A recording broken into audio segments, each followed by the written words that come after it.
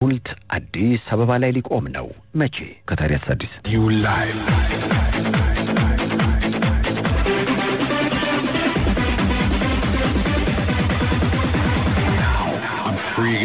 የምታደምጡት ታዲያስ አዲስ ነው። የቦብ ማርሊ ሐውልት የሚቆምበት የመጨረሻ ቀን ታወቀ የሚለው ወሬ ርዕስ ላይ ደርሰናል። እርግጠኛ ነን ግን እንግዲህ 10 ዓመት ሆነው ይቆማል ከተባለ ቦብ ማርሊ ተዝካለህ 60ኛ ዓመት በዓሉ ሲከበር መስቀል አደባባይ ሙዚቃ ዝግጅት ተደረገ። በጊዜው የአዲስ አበባ ከንቲባ የነበሩት አቶ አርከበ ቁባይ ከቦብ ማርሊ ቤተሰቦች ጋር በመሆን ኢምፔሪያል ፊት ለፊት ሄዱና ይህ የዓለማችን የሬጌ ሙዚቃ ንጉስ የቦብ ማርሊ መታሰቢያ ሐውልት እንዲቆምበት እዚህ ጋር ፈቅደናል የሚል ይሁንታ ሰጡ።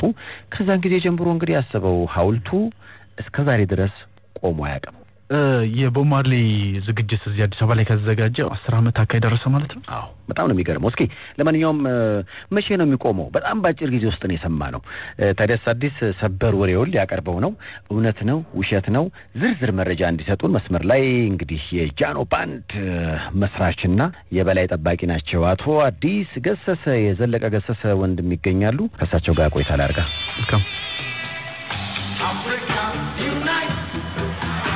We're moving right out of Babylon, and we're grooving to our father's land. እንዴት ነህ አዲስ? እግዚአብሔር ይመስገን። እንደምን ነህ ወንድም? እንዴት ነው? ሁሉም ነገር አማን ነው? በጣም ደስ ይላል። እስራኤል ደርሰን መጣን። ጃኖን ይዤ እስራኤል ሄጄ ነበር። በጣም አሪፍ ነበር።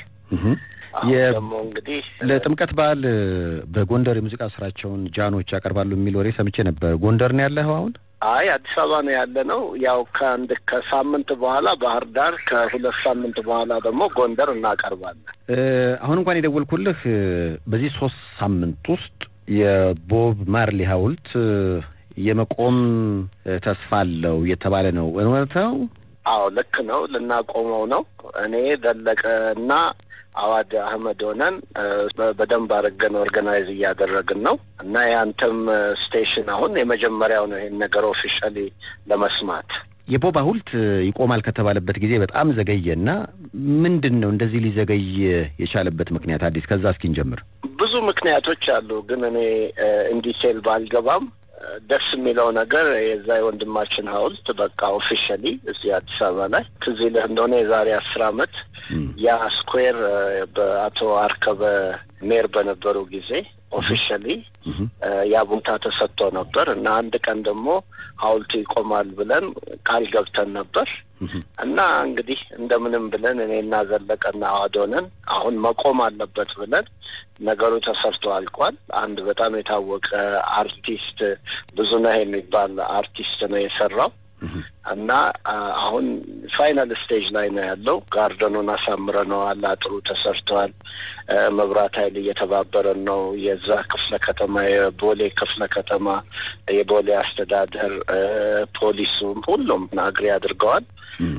ኦፊሻል ሌተርም ሰጥተውናል እና ፌብሩዋሪ 6 በርዝዴው ነው። አርብ ቀን ስለሆነ ሰው ስራ ስላለው ቅዳሜ ፌብሩዋሪ 7 አደባባይ ላይ ስታቹ ኦፊሻሊ ይቆማል።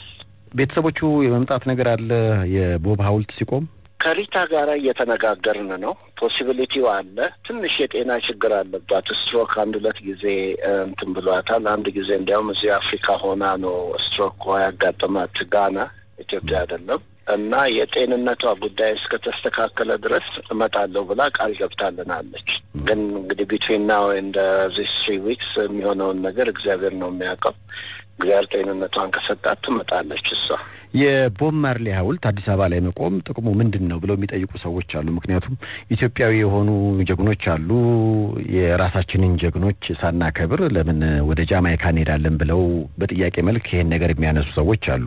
ለነሱም ይሁን ማብራሪያ ካለ ምን መሰለህ እዚህ ላይ ማየት ያለብን እንግዲህ ስለ ቦብ እኔ ላንተ ለሰይፉ አላስረዳም። የኢትዮጵያን ባንዲራ ይዞ ነው ለብዙ አመት ዘፈኑን የዘፈነው። ይሄ ደግሞ አዲስ አበባ የኛ ብቻ ሳትሆን የአፍሪካ መዲና ነች።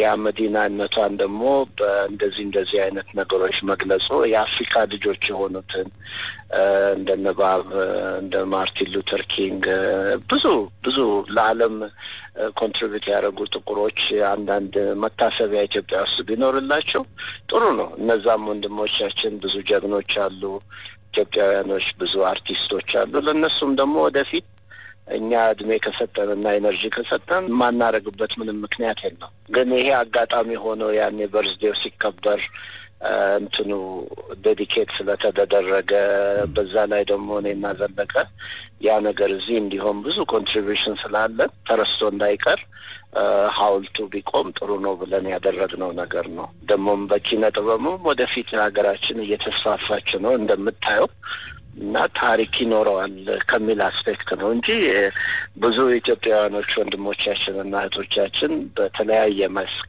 ብዙ ኮንትሪቢዩት ያደረጉት ሰዎችም እንግዲህ ወደፊት ከአንተም ጋር እየተመካከርን አንዳንድ ነገሮች የማድረግ ተስፋ አለን እንላለን። እንግዲህ በራሱ እንግዲህ የቦብ ሐውልት መቆም ራሱን የቻለ የቱሪስት ሳይት ወይም ደግሞ አንድ ተጨማሪ የሚጎበኝ ነገር አዲስ አበባ ታገኛለች ተብሎ ይጠበቃል። ቅድም እንዳልከውም እንግዲህ ለኛም ጀግኖች ብዙ አደባባዮች ስላሉን ከዚህ ትምህርት ወስደን ብዙ ቦታዎች ላይ ለኢትዮጵያ ጥሩ እያረጉም ላሉ እውቅና ለመስጠት እንቅስቃሴ ይደረጋል ብለን እኛም ተስፋ እናደርጋለን።